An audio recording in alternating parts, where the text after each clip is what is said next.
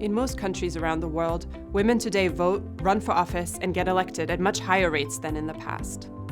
But there are still profound gaps in inclusion.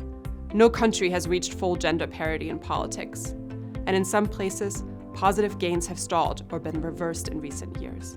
To address these persistent inequities, Western donor governments, international organizations, and their local partners every year spend millions on international aid programs that try to improve women's political representation. With our new book, we wanted to find out more about this rapidly growing field of assistance. What types of programs are donors funding, and why? How effective are these efforts, and what challenges do they encounter in practice? To answer these questions, we conducted more than 180 interviews with aid officials in donor headquarters and with practitioners, advocates, and politicians in Kenya, Morocco, Myanmar, and Nepal. What we uncovered is a story of gradual learning, as well as persistent shortcomings.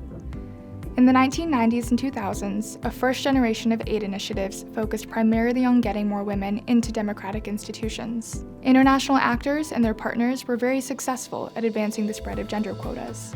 They also trained many women to run for office and mentored newly elected women politicians.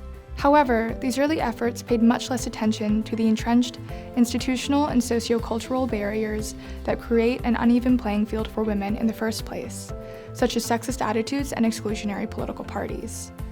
In response, a second generation of programs has taken shape. Newer initiatives place greater emphasis on making the entire political ecosystem more inclusive, rather than simply adding more women and stirring. But we argue that this evolution remains incomplete. Across our 4 cases, we found that changes in thinking and strategy have in many ways outstripped changes in aid practice. First, aid providers and advocates in many countries confront a stubborn gap between progressive formal rules and exclusionary norms and informal practices. Efforts to tackle these barriers are still much less developed, and aid providers often still fall back on training women and supporting legal reforms. Second, democracy support organizations are struggling to adapt their work to the challenges posed by democratic erosion and rising pushback against progressive gender norms. For example, what does it mean to support women's political empowerment in Myanmar, a country now ruled by a military regime and torn apart by internal conflict?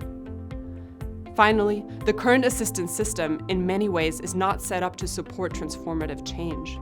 In Kenya, for instance, we found that funding for women's political empowerment is still short-term, project-based, and often fails to empower grassroots activists fighting for change. At a time when democracy is under threat in many places, we argue that challenging gender inequities in politics remains a critical priority.